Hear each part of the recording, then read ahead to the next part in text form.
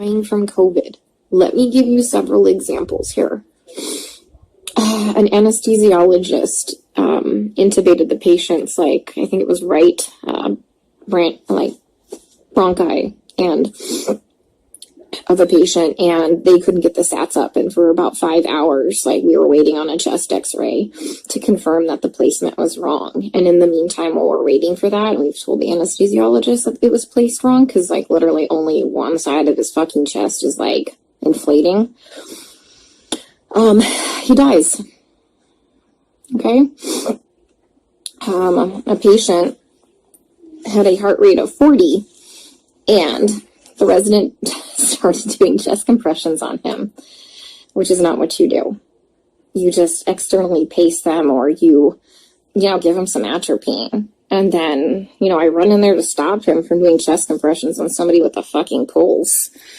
And then he decides to push epi. He throws some pads on him to defibrillate the guy in bradycardia. Okay, he has a heart rate of 40 and a stable, bradycardic rhythm. We just need to give him some atropine and pace him.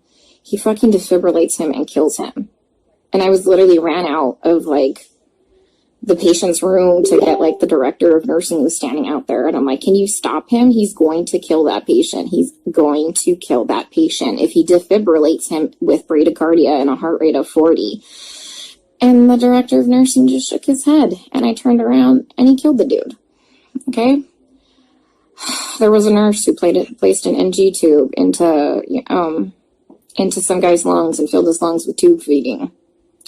There was a nurse who confused a long-acting insulin with a short-acting insulin and gave 30 units of a fast-acting insulin and killed the guy.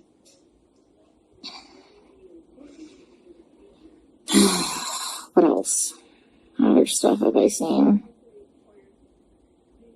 Yeah. It's just here they're just going to let them rot on the vent. They're medically mismanaging these patients. And I'm not a doctor, guys. I'm not professing to be a doctor by any means. But there's, like I said, basic standards of care that we have to do. When somebody's low on blood, literally on the brink of a critical low blood level, we should replace the blood. But I asked the residents, and they're like, does he have internal bleeding? And I said, no. And they're like, well, we're not replacing the blood. Well, here's the thing. In these COVID patients, they all eventually need a blood transfusion.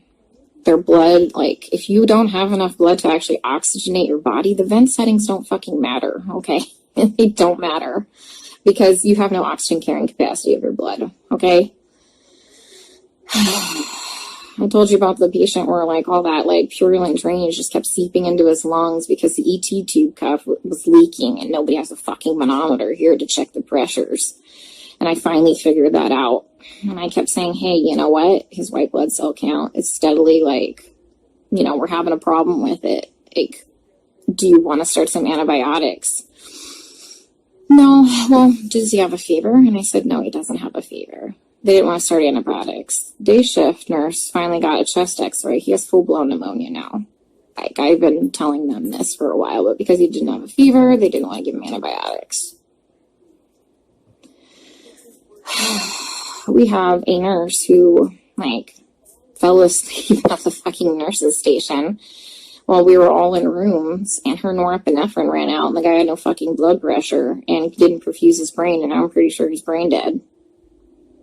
That same nurse is now running a CRRT machine, a dialysis-like machine, that she has never done before. She said she'll figure it out. Okay? I'm pretty fucking smart, and I figure a lot of shit out, but I would never attempt to try and figure out a CRRT machine on the fly. We are adequately staffed. There's a shit ton of staff in there, and we have a nurse who does CRRT in there. She has a different patient load. We told them, hey, let's just swap these nurses so the one that knows how to work this machine can work this machine, but they didn't want to do that. So I'm pretty sure that patient will be dead here in a couple hours. And this is why I freaked the fuck out yesterday. Because nobody is listening. They don't care what is happening to these people. They don't. I'm literally coming here every day and watching them kill them. Literally, some of these people are just on sedation to keep them on the vents. Nothing else. I have a lady on a trank on a vent, and she's not even fucking cognizant. She's not even on sedation. You know what we give her every day? We give her breathing treatments, albuterol, and she gets insulin. And that's it. That's it. We're not treating the COVID, guys. Like, for real, we're not treating the COVID. You know, every day we try and get these guys off the vents, right? Because, you know, there's criteria for weaning. Every day, the day shift nurse will wean them down, like, to, like, minimum sedation.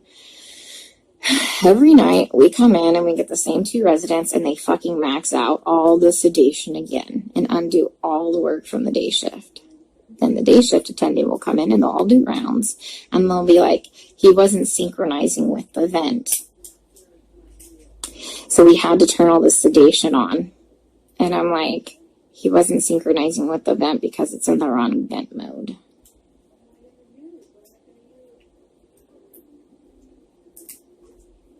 So, I legit don't even know what to do anymore.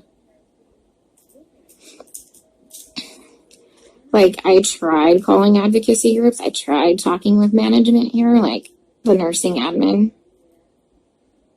Like, nothing. Nobody's doing anything.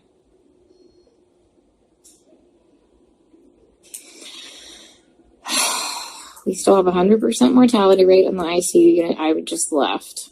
But, I mean, they're living longer because we have, like, legit ICU nurses there. So, CDC finally, like, not the CDC, FDA approved yesterday the remdesivir study. Like, to start using remdesivir for COVID patients.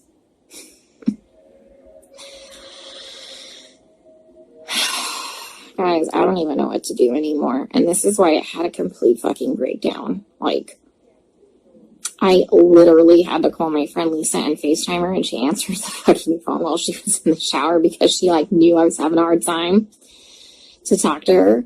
Because it's like going in the fucking Twilight Zone. Like, everyone here is okay with this. Look, the only way I can kind of put this into context for everybody is, and this is going to be kind of an extreme example, this is like really the only thing I can come up with, is like if we were in Nazi Germany and they were like taking the Jews to go put them in a gas chamber, I'm the one like there saying, hey, this is not good, this is bad, this is wrong, we should not be doing this. And then everyone tells me, hang in there, you're doing a great job, you can't save everybody, you're amazing, you're a great nurse. Guys, I know I'm a fucking good nurse. I know I go in there and I give it 500% every day. I know I'm not being negligent. Okay, I fucking know that. What I need is someone to help me save these people from being killed. Okay, from gross negligence and complete medical mismanagement. And no one is listening to me.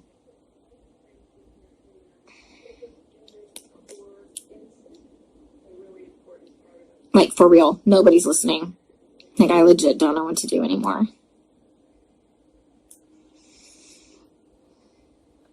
Can someone come up with, like, some type of a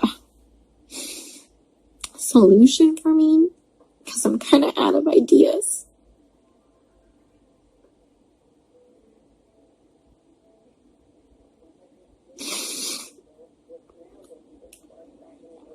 You know, like, I try and talk with some of the other nurses here, and they're like, well, you can't save everybody. And they all know what's happening. They all agree with me, and they all just shake their heads. And I'm like, am I the only one who is not a sociopath?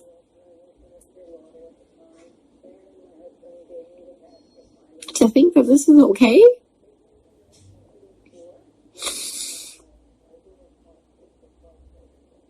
I mean, guys, they literally don't even know when they're dead. Like, how many times have I told you they've assigned me a dead person? Like, how long have they been dead? Nobody knows. Like, how is anybody assessing anything without a stethoscope? Normally we have, like, those disposable stethoscopes. But I knew what we were coming into, so I brought my old chunky one. Nobody has listened to anybody's lungs as long as I've been here. Even with this